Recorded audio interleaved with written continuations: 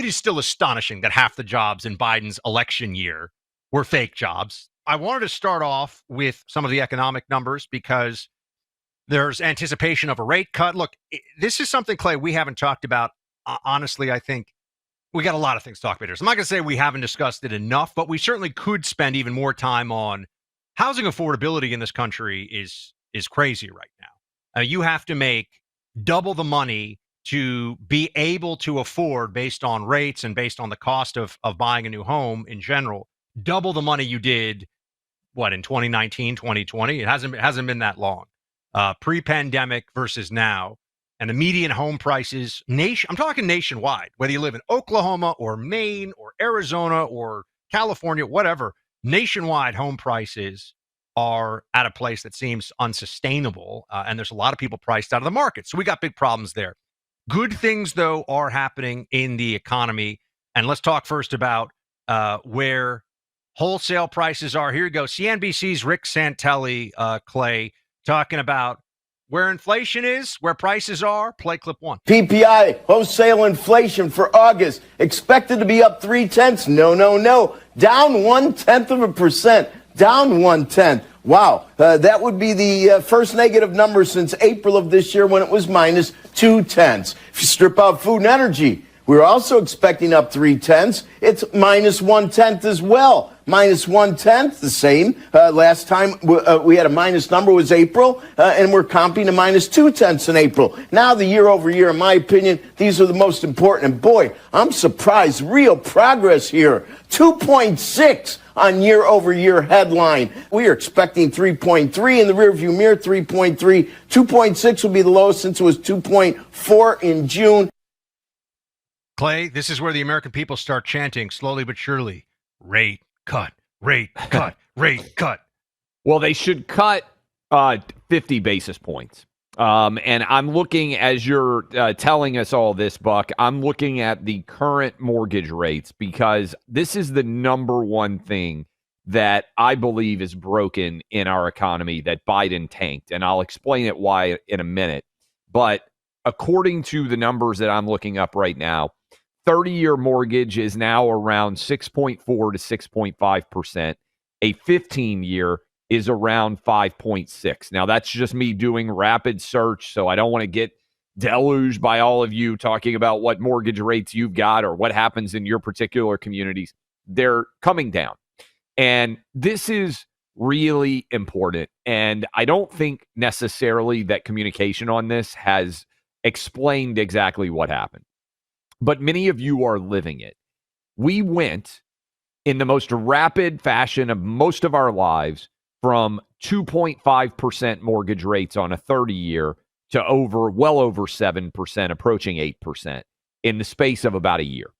And that is because Jerome Powell was far too late to recognize that inflation was becoming a major issue in this country. Remember, Buck, when he just kept saying it's transitory, and then we went all the way, I believe in June of 21, if I'm not mistaken, or maybe it was June of 22, to 9.1% inflation, which was the worst in 40 years. Yes. 40 years.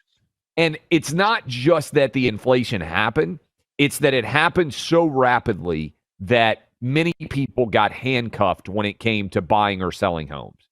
And the number one thing that would solve a lot of the issues in the country today, and a lot of you out there nodding along with me, is if mortgage rates came back to a reasonable level where people who are ready to sell their homes aren't looking around saying, man, I can't even afford anything because I'm going to have to give up a 2.5% mortgage and take on a 9% mortgage or an 8% mortgage. It's absolutely bonkers for you to do that. And a lot of people got priced out. Because if you didn't happen to get that 2.5% or 3% mortgage, then you're constantly chasing the market because other people did. Now, the result is I think we're going to get at least a 25 basis point cut next week. Should be a 50 point basis cut. And I think we should have a 1 point overall cut in interest rates before the end of the year. And that will help to solve some of the logjam in housing, which I would argue economically is the biggest issue hamstringing a lot of people. Look, we do get the emails and talkbacks from many of you that are telling us, "Hey guys, prices are still really high. Prices are still really high." We get it. We know that is the reality of what happened during the pandemic, which was printing trillions and trillions of dollars, and then Biden printing the 2 trillion right when he came into office, just adding gasoline to a fire that was already raging. There is no free lunch. We printed money without the attendant productivity behind it or the goods and services behind it. We had rampant inflation. So we've been paying for that, literally paying for that with high prices. But the Trump economy is turning this around. So it's not that we're unaware or anything else. It's that this takes time, but the data is moving all of this in the right direction. Side note, Clay, it is still astonishing that half the jobs in Biden's election year were fake jobs, as they've now admitted.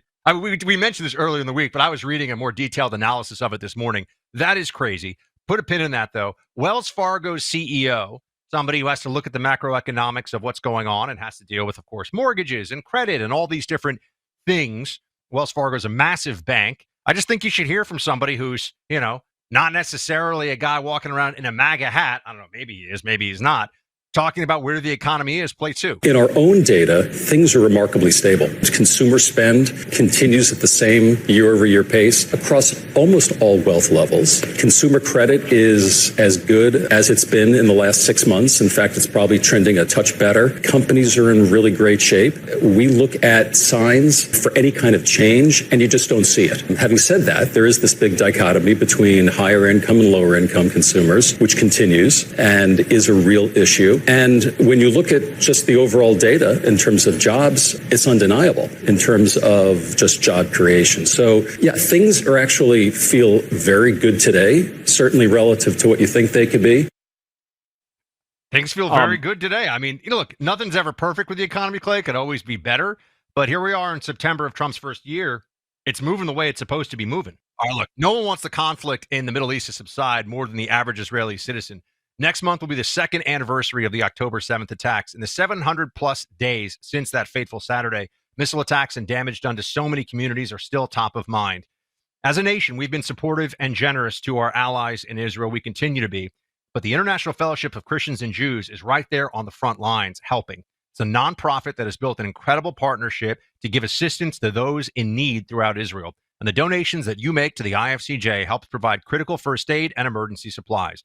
Their fast action and on-the-ground response is efficient, impressive, and in so many cases saves lives. Now is the time to stand with Israel and help the most vulnerable in the Israeli community. To rush your gift, call 888-488-IFCJ. That's 888-488-IFCJ, or go online at ifcj.org. That's ifcj.org.